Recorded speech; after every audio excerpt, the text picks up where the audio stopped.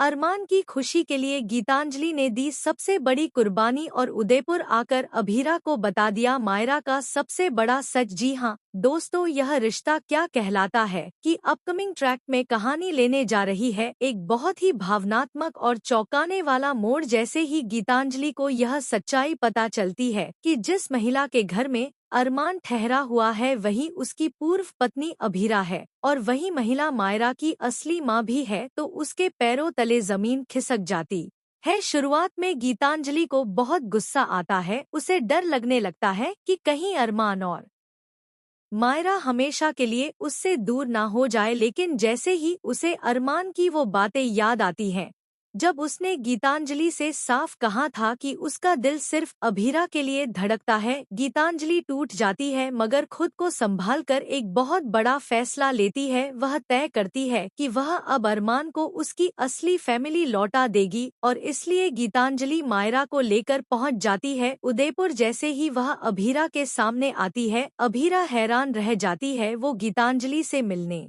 से भी इनकार कर देती है और मुंह मोड़ लेती है। तभी गीतांजलि शांत स्वर में कहती है, मैं तुम्हें कुछ ऐसा बताने आई हूँ जो तुम्हारी पूरी जिंदगी बदल देगा। अभीरा अचकचा उसकी तरफ देखती है। गीतांजलि धीरे से अपने बैग से एक पुरानी तस्वीर निकालती है और वह तस्वीर होती है पीहू की, यानी मायरा की बचपन की फोटो। अभीरा वह फोटो देखते ही कांप जाती है और कहती है, यह तो मेरी बेटी की तस्वीर है, यह तुम्हारे पास कहाँ से आई? तभी वहाँ मायरा भी आ जाती है। गीतांजलि हाथ पकड़कर मायरा को अभीरा के सामने लाती है और कहती है, यह यही है, तुम्हारी बेटी यही है तुम्हारी पीहू। अभीरा सन्न रह जाती है, उसकी आंखों से लगातार आंसू गिरते हैं।